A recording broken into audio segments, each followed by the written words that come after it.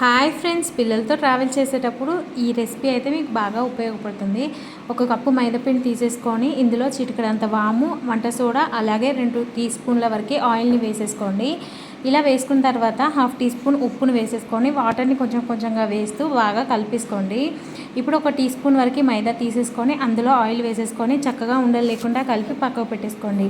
మనం ముందుగా కలిపి పెట్టుకున్న మైదా పిండిని 4 ఈక్వల్ బాల్స్ లాగా చేసేసుకొని చపాతీ పీటపై పెట్టేసుకొని ఎంత పలచగా వీలైతే అంత పలచగా ఒత్తేసుకోండి. ఇలా అన్నీ చేసి పెట్టేసుకున్న తర్వాత ఇప్పుడు చపాతీ పీటపై మళ్ళీ మనం చేసుకున్న చపాతీ పెట్టేసుకొని ఇంతకుముందు చేసుకున్న మైదా పేస్ట్ని అయితే పెట్టేసుకోండి. ఇలా అన్ని చపాతీలు చేసి నేను చూపిస్తున్న ఈ విధంగా అయితే ఫోల్డ్ చేసేసుకోండి. ఇప్పుడు పొడిపిండిని చల్లేసుకొని మళ్ళీ ఒకసారి ఒత్తేసుకోండి. ఈ సైజులో అయితే కట్ చేసేసుకోవాలి. ప్యాన్ పెట్టేసుకొని మనం కట్ చేసుకున్న బిస్కెట్స్ని అయితే వేసేసుకోండి. రెండు వైపులా మంచిగా ఫ్రై చేసేసుకోవాలి. అంతే అండి, క్రిస్పీ బిస్కెట్స్ రెడీ అయ్యాయి. Thank you for watching.